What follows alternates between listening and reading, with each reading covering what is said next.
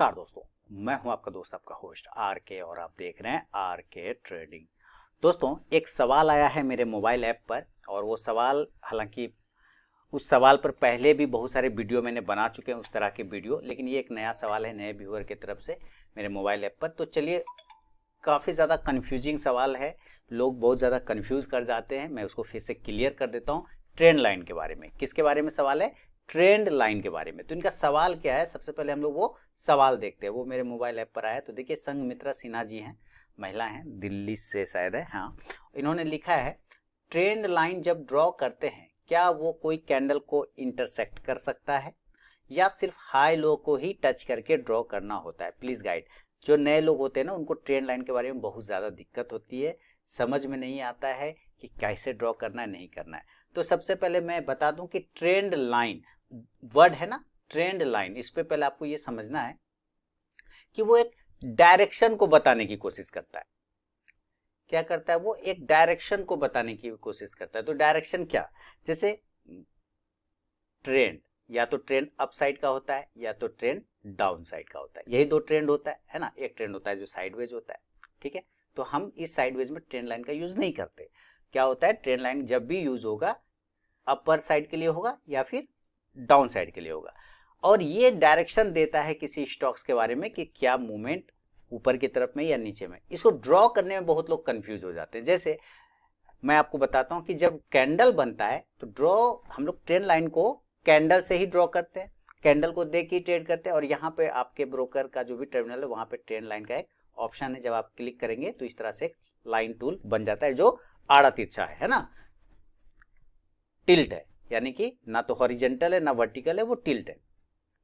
इसमें क्या होता है कि बहुत सारे लोग इस तरह से कंफ्यूज होते हैं। जैसे देखिए, कल मैंने एक स्टॉक्स दिया था, मैं आपको चलिए दिखाता हूँ, शायद डाबर में भी, डाबर या फिर पीएफसी, ये दो में से कोई एक स्टॉक है जिसके बारे में मैंने, शायद पीएफसी ही हो, पीएफसी या शायद यही होगा। मैं आपको यहाँ पे दिखाता हूँ, ये भी नहीं है तो फिर आपको जेएसडब्ल्यू स्टील होना चाहिए, जेएसडब्ल्यू स्टील, हाँ। इसके बारे में चलिए समझते हैं। तो जेएसडब्ल्यू स्टील के बारे में थोड़ा सा समझते हैं। एक स्टॉक्स, जैसे अब देखिए यहाँ पर एक ट्रेंड लाइन है, ठीक है, ये एक ट्रेंड लाइन है, क्लियर। ये ट्रेंड लाइन एक्चुअली यहाँ तक होगा। देखिए, अभी ये कहाँ था? अभी ये यहाँ था, ध्यान से समझिएगा, ये यहाँ था, जबकि ये ट्रेंड लाइन पहले यहाँ होना चाहिए। कैसे? आप यहाँ पे देखें, ये एक कैंडल बना है और ये कैंडल का हाई पॉइंट को मार्क करके एक ट्रेंड लाइन ड्रॉ किया गया, क्लियर है। एक्चुअली इसी जगह पे 2-3 कैंडल भी हो सकता था जिसका विक्स बाहर निकला होगा, ठीक है। अब मान लेते कोई विक्स यहाँ निकला है और बॉडी यहाँ निकला है, बॉडी यहाँ पर है और विक्स यहाँ पे है, और बाकी सारे इस डायरेक्शन में। अब मैं यहाँ से ऐसे करके ड्रॉ करूंगा तो ये स्पेस, काफी गैप बच जाएगा कैंडल और ट्रेंड लाइन के बीच में। तो हमें इस बात का ध्यान रखना होता है कि कैंडल और ट्रेंड लाइन के बीच में गैप ज्यादा ना हो, ठीक है। अदरवाइज अगर वो गैप हो जाएगा तो वो ट्रेंड लाइन फॉल्स हो जाता है। फिर से समझिए, जैसे मैं आपको समझा, तो कल ही का एक स्टॉक था, शायद कल का मे बी, चलिए खैर कोई बात नहीं। बैंक निफ्टी का भी चार्ट में भी आप देख सकते हैं, बैंक निफ्टी, यहाँ से बैंक निफ्टी का ही शायद होगा, बिल्कुल हाँ, बैंक निफ्टी में आप देखिए ये ट्रेंड लाइन है ना। अब ये कल मैंने ड्रॉ किया था, अब और ये जो कल ड्रॉ किया था ना, ये यहाँ तक था, ये यहाँ तक था, क्लियर है, हाँ। ये यहाँ तक का ट्रेंड लाइन था, और उसके बाद ये चला गया आपका, अभी 15 मिनट का चार्ट है यहाँ, और इसी ट्रेंड लाइन को फिर मैंने आगे बढ़ा के यहाँ पर रोके, क्योंकि कल बैंक निफ्टी यहाँ पे क्लोज हो गया था इस जगह पर, ठीक है, यहाँ पर इस तरह से था। अब आप समझिए कि यहाँ पर से मैंने ड्रॉ किया इस ट्रेंड लाइन को, यहां से ड्रॉ किया, मैक्सिमम कैंडल टच कर रहा है इस ट्रेंड लाइन को, देखिए मैक्सिमम कैंडल टच कर रहा है इस ट्रेंड लाइन को, मैक्सिमम कैंडल टच कर रहा है इस ट्रेंड लाइन को, और यहां पर जो कल क्लोज हुआ था उसके पास में आके ये रुक गया था, ये ट्रेंड लाइन। अब इसी को मैं दूसरे तरीके से ड्रॉ करता हूं, फिर आप समझिए। अब मैं इसको विक्स को पकड़ लिया ऐसे, और इसके विक्स को पकड़ लिया ऐसे, ठीक है। अब इसको ऐसे मैं आगे कल फैलाता, तो ये क्या होता, इसमें होता क्या, गलत ये भी नहीं होता, लेकिन होता क्या इसमें कि इसमें आपको क्लियर गैप ज्यादा बन जाता है, बहुत सारे कैंडल इसको छूट जाते हैं, बहुत सारे कैंडल छूट जाते हैं वो कैंडल ना छूटे, मैक्सिमम बॉडी को टच करे, हमें इस बात का खास ख्याल रखना पड़ता है। कुछ लोग ऐसे भी ड्रॉ कर लेते हैं जबरदस्ती का, देखिए कुछ लोग ऐसे ड्रॉ कर लेंगे, ये 20 से ऐसे, ये नहीं होता है, ये गलत हो गया। आप यहां तक कर रहे हैं ना, ये ठीक है, ये यहां से टच किया, यहां से टच किया और यहां पर आके टच किया, ये सही है। अगर इसी को हम आगे ऐसे करके बढ़ाएंगे स्ट्रेट लाइन को, तो ये आगे ऐसे ऐसे यहां चला जाए, ये भी ठीक है, यहाँ पे सपोर्ट ले लिया, यहाँ पे रुक गया। लेकिन अब इसको आप ऐसे काटेंगे तो ये जबरदस्ती का ट्रेन लाइन बनेगा, नहीं, फिर ये यहाँ पर से ट्रेन लाइन का कोई यूज नहीं, यहाँ तक ठीक है ट्रेन लाइन। इसी तरह अब ये इसका काम खत्म हो गया, तब ये ट्रेन लाइन नीचे आ जाएगा, यहाँ से लेके यहाँ चलेगा ये, ठीक है। और अब देखिए, अब ये जो कल था ट्रेन लाइन, अब ये ट्रेन लाइन भी फॉल्स हो गया।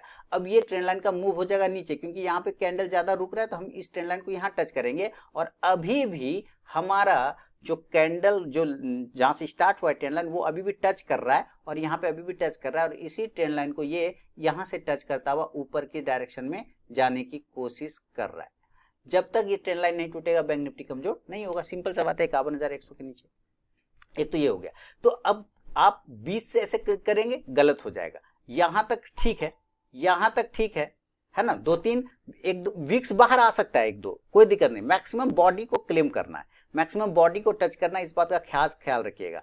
और भी मैं स्टॉक्स में भी दिखाता हूँ, जैसे ये इंडसइंड बैंक देखें क्या है, ये देखिए, जैसे ये है हमारा इंडसइंड बैंक। अब यहां से मैंने ड्रॉ किया, एक देखिए मैक्सिमम यहाँ टच हुआ, 2, फिर इसको ऐसे करके लेके आया 3, तो देखिए 2 से 3 पॉइंट टच हो गया, 2 1 यहाँ पे 2 और यहाँ पे 3, ये ट्रेंड लाइन हुआ, ठीक है। और इसी को देखिए ब्रेकआउट किया तो कितना शानदार मूवमेंट किया है ना। तो ब्रेकआउट हो गया ट्रेंड लाइन का। ट्रेंड लाइन स्ट्रेटेजी भी मेरे चैनल पे बना हुआ है, आप उसको भी देखेंगे तो पता चल जाएगा। अब इसी को कुछ लोग ऐसे कर लेते तो ये गलत हो जाता, इसका कोई फायदा नहीं।